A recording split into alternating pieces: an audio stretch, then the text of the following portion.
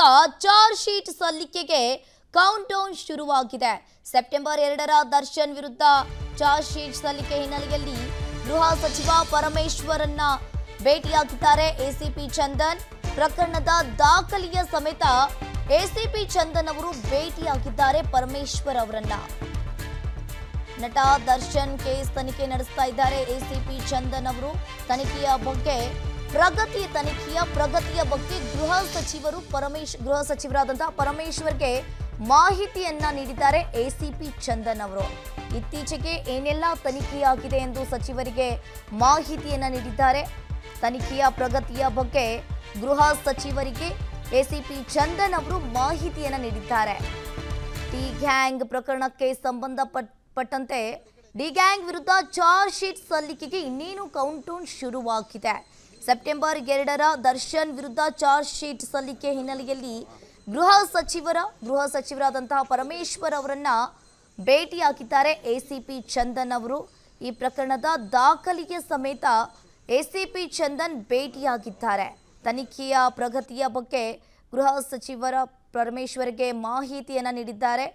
ಇತ್ತೀಚೆಗೆ ಏನೆಲ್ಲ ತನಿಖೆಯಾಗಿದೆ ಎಂದು ಸಚಿವರಿಗೆ ಎಸಿಪಿ ಚಂದನ್ ಅವರು ಮಾಹಿತಿಯನ್ನ ನೀಡಿದ್ದಾರೆ.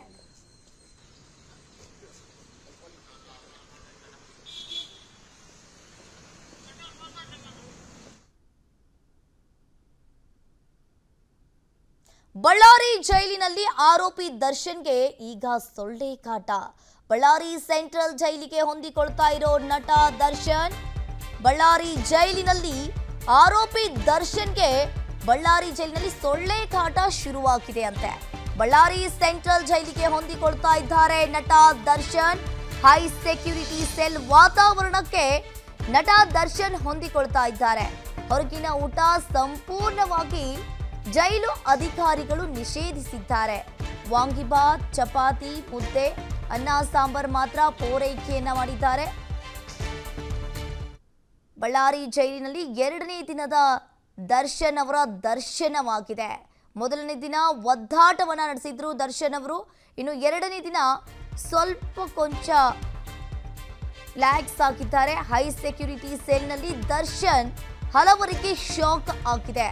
ಹೈ ಸೆಕ್ಯೂರಿಟಿ ಸೆಲ್ನಲ್ಲಿದ್ದ ಕೈದಿಗಳು ಬೇರೆ ಬ್ಯಾರೆಕ್ಗೆ ಶಿಫ್ಟ್ ಆಗಿದ್ದಾರೆ. ಕೆಲ ಕೈದಿಗಳನ್ನ ಬೇರೆಡೆಗೆ ಶಿಫ್ಟ್ ಮಾಡಿದ್ದಾರೆ ಅಧಿಕಾರಿಗಳು. ಕೈದಿಗಳು ಸಂಪರ್ಕಕ್ಕೆ ಸಿಗದಂತೆ ಸಿಬ್ಬಂದಿಗಳು ಕಟ್ಟೆಚ್ಚರವನ್ನ ವಹಿಸಿದ್ದಾರೆ. ಹೈ ಸೆಕ್ಯೂರಿಟಿ ಸೆಲ್ನಲ್ಲಿ ದರ್ಶನ್ ಹಲವರಿಗೆ ಕೆಲ ಕೈದಿಗಳಿಗೆ ಶಾಕ್ ಆಗಿದೆ. ಹೈ ಸೆಕ್ಯೂರಿಟಿ ಸೆಲ್ ವಾತಾವರಣಕ್ಕೆ ದರ್ಶನ್ ಅವರು ಈಗ ಹೊಂದಿಕೊಳ್ತಾ ಇದ್ದಾರೆ. ಹೊರಗಿನ ಊಟ ಸಂಪೂರ್ಣವಾಗಿ ಜೈಲು ಅಧಿಕಾರಿಗಳು ನಿಷೇಧಿಸಿದ್ದಾರೆ. ಇನ್ನು ಹೈ ಸೆಕ್ಯೂರಿಟಿ ಸೆಲ್ನಲ್ಲಿ ದರ್ಶನ್ ಇದ್ದಾರೆ. ಇನ್ನು ಕೆಲ ಕೈದಿಗಳನ್ನ ಬೇರೆ ಅಧಿಕಾರಿಗಳು ಶಿಫ್ಟ್ ಮಾಡಿದ್ದಾರೆ.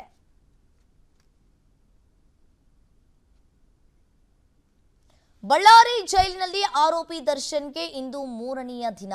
ಇಂದು ದರ್ಶನ್ರನ್ನ ಪತ್ನಿ ವಿಜಯಲಕ್ಷ್ಮಿ ಭೇಟಿಯಾಗುವ ಸಾಧ್ಯತೆ ಇದೆ. ಬಳ್ಳಾರಿ ಜೈಲಿನಲ್ಲಿ ಆರೋಪಿ ದರ್ಶನ್ ಅವರ 3ನೆಯ ದಿನ ಇಂದು ದರ್ಶನ್ರನ್ನ ಪತ್ನಿ ವಿಜಯಲಕ್ಷ್ಮಿ ಅವರು ಭೇಟಿಯಾಗುವ ಎಲ್ಲಾ ರೀತಿಯಿಂದ ಸಾಧ್ಯತೆ ಇದೆ. ಜೈಲಿಗೆ ಬರುವುದಾಗಿ ಅನುಮತಿಯನ್ನ ಕೇಳಿದ್ದಾರೆ ದರ್ಶನ್ ಅವರ ಪತ್ನಿ. ವಿಜಯಲಕ್ಷ್ಮಿ ಜೊತೆಗೆ ಮಗ ಕೂಡ ಜೈಲಿಗೆ ಬರುವ ಸಾಧ್ಯತೆ ಇದೆ. ಇಂದು ದರ್ಶನ್ರನ್ನ ಪತ್ನಿ ವಿಜಯಲಕ್ಷ್ಮಿ ಭೇಟಿಯಾಗುವ ಸಾಧ್ಯತೆ ಇದೆ. ಸೋಮವಾರ ರೇಣುಕಾಸ್ವಾಮಿ ಕೇಸ್ ಚಾರ್ಜ್ ಶೀಟ್ ಸಲ್ಲಿಕೆ ಹಿನ್ನೆಲೆಯಲ್ಲಿ ಬೇಲ್ ವಿಚಾರವಾಗಿ ಮಾತನಾಡಲು ವಿಜಯಲಕ್ಷ್ಮಿ ಇವತ್ತು ಬಳ್ಳಾರಿ ಜೈಲಿಗೆ ಹೋಗುವ ಸಾಧ್ಯತೆ ಇದೆ. ವಿಸ್ತಾರ ನ್ಯೂಸ್ಗೆ ಜೈಲಿನ ಉನ್ನತ ಮೂಲಗಳಿಂದ ಮಾಹಿತಿ ಸಿಕ್ಕಿರುವಂಥದ್ದು.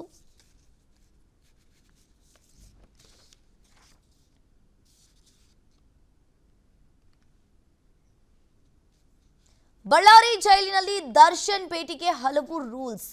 ರಕ್ತ ಸಂಬಂಧಿಕರು, ವಕೀಲರಿಗೆ ಮಾತ್ರ ಭೇಟಿಗೆ ಅವಕಾಶವನ್ನ ನೀಡಿದ್ದಾರೆ. ಬಳ್ಳಾರಿ ಜೈಲಿನಲ್ಲಿ ದರ್ಶನ್ ಭೇಟಿಗೆ ಹಲವು ರೂಲ್ಸ್ ಅನ್ನ ಫಾಲೋ ಮಾಡಬೇಕು. ರಕ್ತ ಸಂಬಂಧಿಕರು, ವಕೀಲರಿಗೆ ಮಾತ್ರ ದರ್ಶನ್ ಅವರಿಗೆ ಭೇಟಿಗೆ ಅವಕಾಶವಿದೆ. ನಿಯಮಾವಳಿ ಪ್ರಕಾರ 30 ನಿಮಿಷ ಮಾತ್ರ ಭೇಟಿಗೆ ಅವಕಾಶವನ್ನ ನೀಡಲಾಗುತ್ತೆ. ಹೆಚ್ಚಿನ ಸಮಯ ಬೇಕೆಂದ್ರೆ ಅಧೀಕ್ಷಕರ ಅನುಮತಿಯನ್ನ ಕೇಳಬೇಕು. ಭೇಟಿ ವೇಳೆ ಖಾಸಗಿ ವಿಚಾರ ಮಾತ್ರ ಚರ್ಚೆ ಮಾಡಬಹುದು. ಇನ್ನು ದರ್ಶನ್ ಅವರ ಭೇಟಿಗೆ ಹಲವು ರೂಲ್ಸ್ ಅನ್ನ ಫಾಲೋ ಮಾಡಿದ್ದಾರೆ. ರಕ್ತ ಸಂಬಂಧಿಕರು, ವಕೀಲರಿಗೆ ಮಾತ್ರ ಭೇಟಿಗೆ ಅವಕಾಶವನ್ನ ನೀಡಲಾಗಿದೆ.